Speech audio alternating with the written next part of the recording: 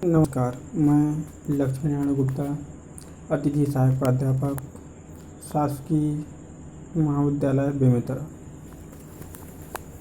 मैं आज आप लोग को बिजनेस इकोनॉमिक्स में लागत नामक चैप्टर पढ़ाने जा रहा हूँ। इसमें हम लोगों ने पिछले वीडियो में जो विधि था लागत कीमत निर्धारण की विधियाँ, तो उसमें अगला जो हमारा हमने 2 विधि कवर कर लिया था, तो आज तीसरा विधि कवर करने जा रहे हैं, जो है सीमांत या वृद्धिशील लागत कीमत निर्धारण। कहने का मतलब क्या, पहले जो हमने 2 विधि पूर्ण लागत और प्रत्याय के दर में कुल लागत को स्थायी प्लस परिवर्तनशील लागत में जोड़कर आधार पर कीमत का निर्धारण करते थे, जबकि कीमत का निर्धारण की तीसरी विधि को सीमांत लागत के अंतर्गत कीमत निर्धारण की दशा स्थायी लागतों को छोड़ दिया जाता है तथा परिवर्तनशील लागत से निकाली गई सीमांत लागत के आधार मानकर कीमत निर्धारण किया जाता है। इससे यह स्पष्ट एवं पूर्ण लागत एवं प्रत्याय की दर के लिए कीमत का निर्धारण दीर्घकालीन विधि धारणा है, जबकि सीमांत या वृद्धिशील लागत कीमत निर्माण की एक अल्पकालीन विधि है। कहने का तात्पर्य यह है कि जो सीमांत या वृद्धिशील जो लागत कीमत निर्धारण है, यह दरअसल एक परिवर्तनशील लागत में होने वाली वृद्धि को दर्शाता है। तो अलग अलग जगहों पे हम अलग अलग तरीके से इसका कार्य देख करके इसका निर्माण करते हैं। तो कीमत निर्धारण की जो इस विधियाँ हैं, इसमें यहाँ एक विशेष रूप से ध्यान रखना होता है कि कीमत निर्धारण की सीमांत लागत कीमत निर्धारण से किसी वस्तु की कीमत उत्पादन में वृद्धिशील लागत पर आधारित है, इसलिए इसे सीमांत लागत कीमत निर्धारण के स्थान पर वृद्धिशील लागत कीमत निर्धारण कहते हैं। जैसे कि आप लोग ये चित्र अगर देख रहे हैं, तो चित्र में एक y अक्ष है और एक x एक्सिस है, ठीक। तो जो हमारा y है, y में कीमत और आगम लागत को रखे हुए हैं, और नीचे जो x एक्सिस है, इसमें हमने उत्पादन की इकाइयों को रखा है, ठीक है। तो इसमें अगर हम देखते हैं तो ये P1 सीधे एक लाइन गया है MR = AR, दूसरा P2 दिया है या MR-AR दिया है, तो 2 पार्ट इसमें दिख गया। इसके बाद फिर एक है M1 और एक है M2।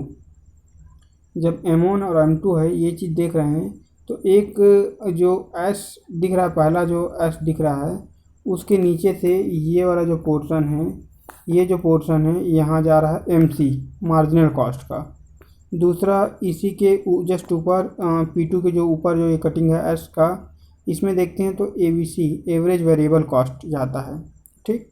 तो ये तो पहला कटिंग हो गया जहाँ पे इस मूल्य का निर्धारण होगा M1 में।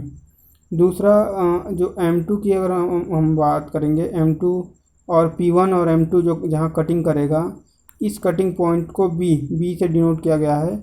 ये ATC एवरेज टोटल कॉस्ट, जैसा कि हम जानते हैं कि एवरेज फिक्स कॉस्ट और एवरेज वेरिएबल कॉस्ट दोनों को जोड़ देते हैं तो हमारा आ जाता है एवरेज टोटल कॉस्ट।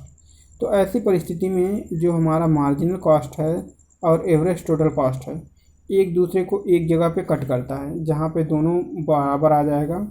तो यह जो पॉइंट होगा वो B पॉइंट होगा। तो यहाँ पे हमारा जो मूल्य का निर्धारण होगा यह B पॉइंट पे होगा, ठीक है। तो ये हो गया। अब इसको अगर हम बात करते सीमांत लागत या वृद्धिशील लागत कीमत निर्धारण की गणितीय व्याख्या अगर हम करते हैं, तो विक्रय मूल्य जो हमारा होगा वह सीमांत लागत या वृद्धिशील लागत और प्लस इकाई पर इच्छित लाभ, जितना हमको इकाई पर इच्छित लाभ चाहिए वह इसमें हम रख देते हैं। तो दोनों को अगर जोड़ देते हैं तो हमारा विक्रय मूल्य निर्धारित हो जाता है। सीमांत लागत या वृद्धिशील लागत कीमत निर्धारण करने के लिए के जो हमारे लाभ है वह निम्न है।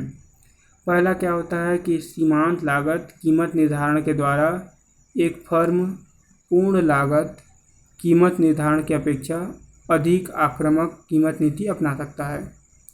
आक्रामक कीमत नीति अपनाने से जहां एक ओर बिक्री बढ़ेगी, वहीं दूसरी ओर अधिक उत्पादन होने से प्रति इकाई लागत भी घटेगा।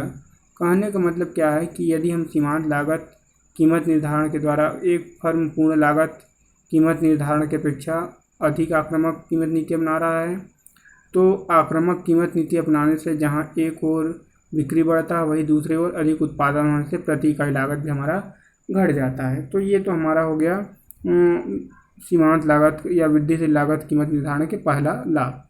दूसरा है वस्तु के जीवन चक्र में कीमत निर्धारण की यह विधि अत्यंत उपयोगी है। अगर हम वास्तव में जो वस्तु की जो जीवन चक्र है उससे संबंधित अगर हम कीमत निर्धारण कर रहे हैं तो यह बहुत ही उपयोगी सिद्ध होगा। दूसरा, यदि किसी फर्म तीसरा जो पॉइंट हमारा है, यदि किसी फर्म का ऊपरी व्यय प्रतिस्पर्धा के ऊपरी व्यय की तुलना में अधिक हो तो सीमांत लागत कीमत निर्धारण के अंतर्गत कीमत तय करने से कीमत कभी भी गैर प्रतियोगी नहीं होगी। फर्म की कीमत केवल उसी दशा में गैर प्रतियोगी होगी जब परिवर्तनशील लागत ही अधिक होगी। इन परिवर्तनशील लागतों को अल्पकाल में नियंत्रित किया जा सकता है, परंतु स्थायी लागतों को नहीं। जब हम बात करते हैं ऊपरी व्यय की, तो ऊपरी व्यय हम अल्पकाल में उसको जो है नियंत्रित कर सकते हैं, लेकिन यह जो हमारा स्थायी लागत होता है, स्थायी लागत हमारा जो है नियंत्रण में नहीं आता है। ये चीज़ ध्यान रखना पड़ेगा किसमें, जब सीमांत लागत की बात करते हैं। चौथा पॉइंट हमारा दिया है कीमत निर्धारण की इस विधि में ऊंची स्थायी लागत रहते हुए भी कीमत अधिक नहीं होती है। अल्पकाल में परिवर्तनशील लागत भी नियंत्रित रहने के कारण वस्तु की कीमत बढ़ नहीं पाता है। जो सीमांत लागत रहेगा, इससे जो वस्तु की जो कीमत होगा ऊंची स्थायी लागत रहते हुए भी कीमत जो है नहीं बढ़ पाता है, और परिवर्तनशील लागत नियंत्रित रहने के कारण वस्तु की कीमत भी नहीं बढ़ता है। यह इसका चौथा लाभ है। पांचवा लाभ बोल रहा है कि इस विधि के द्वारा कीमत निर्धारण करने से मंदी काल में श्रमिकों की नौकरी में बनाए रखा जा सकता है। क्या होता है, अल्पकाल में जो मंदी काल होता है उस समय मजदूरों के लिए सबसे बड़ी समस्या हो जाता है कि उसे नौकरी से निकाल दिया जाया करके। लेकिन अगर यदि सीमांत लागत विधि अगर कोई अपना रहा है तो मंदी काल में भी जो उनके मजदूर होंगे उनको वो लोग जो है बना के रख सकते हैं। ठीक है, तो इस प्रकार ये इनके लाभ हैं। जहाँ लाभ होता है वहाँ कुछ न कुछ सीमाएं भी होती हैं। तो सीमाएं क्या है, तो पहला, मंदी काल में फर्म को अपने व्यवसाय को पूर्ववत बनाए रखने के लिए सीमांत लागत कीमत निर्धारण को अपनाने की दशा में कीमतों को घटाना पड़ सकता है। यानी अगर हम सीमांत लागत विधि अपनाना जा रहे हैं तो हमको कीमत को घटाना पड़ेगा, जिसके कारण अन्य प्रतिस्पर्धी फर्म अपनी कीमतें नीचे करने लगेगी, जिससे गला काट प्रतिस्पर्धा का वातावरण उत्पन्न हो जाएगा। यदि हम भी अपना कीमत नीचे रखे रहेंगे सर्वाइव करने के लिए, तो हमारे जो विरोधी जो फर्में हैं वह भी इस परिस्थिति में अपनी जो कीमत नीचे रखेंगे, जिससे गला काट प्रतिस्पर्धा नीचे हो जाएगा, गला काट प्रतिस्पर्धा बढ़ने की संभावना बढ़ेगा, जिससे पर्याप्त अंशदान नहीं मिल सकेगा और पूंजी के प्रत्याय की जो दर होगा अत्यंत कम हो जाएगा। ये इसका पहला सीमा है। दूसरा है, यह विधि केवल उन संस्थाओं के लिए श्रेष्ठ है जो बाजार में नई वस्तुओं का निर्माण कर रही है, जिससे वे बाजार में अपना स्थान बना सके, लेकिन ये अंत में स्थिर लागतों को ही वसूल करना होगा। निष्कर्षतः यह विधि केवल अल्पकाल के लिए उचित है, दीर्घकाल के लिए। कहने का तात्पर्य यह है कि जो संस्थान श्रेष्ठ होता है उसके लिए बाजार में नया वस्तु का निर्माण करके इस परिस्थिति को पा सकता है। यानी वह नया उत्पाद पे ही इस विधि का उपयोग कर सकता है, पुराने उत्पाद पे नहीं। और इसका उपयोग करने से केवल उनका अल्पकाल में ही फायदेमंद रहेगा, दीर्घकाल में यह लाभकारी नहीं होगा, क्योंकि उसको अंत में इससे लागत को भी वसूल करना होगा।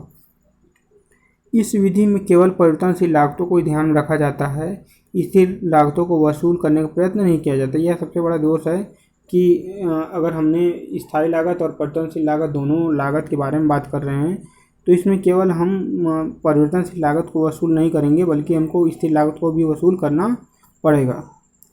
कीमत निर्धारण की इस विधि से केवल छोटी फर्मों को प्रेरणा मिलती है, क्योंकि उन्हें अल्पकाल में कम लाभ रहते हुए भी भविष्य में अधिक लाभ की आशा रहती है। परंतु मांग बढ़ने पर फर्म का उत्पादन क्षमता कम हो जाता है, क्योंकि जब मांग बढ़ेगा तब उनकी जो उत्पादन क्षमता क्या हो जाएगा, कम हो जाएगा। यह तो था आपका सीमांत लागत में वृद्धिशील लागत कीमत निर्धारण की सीमाएं।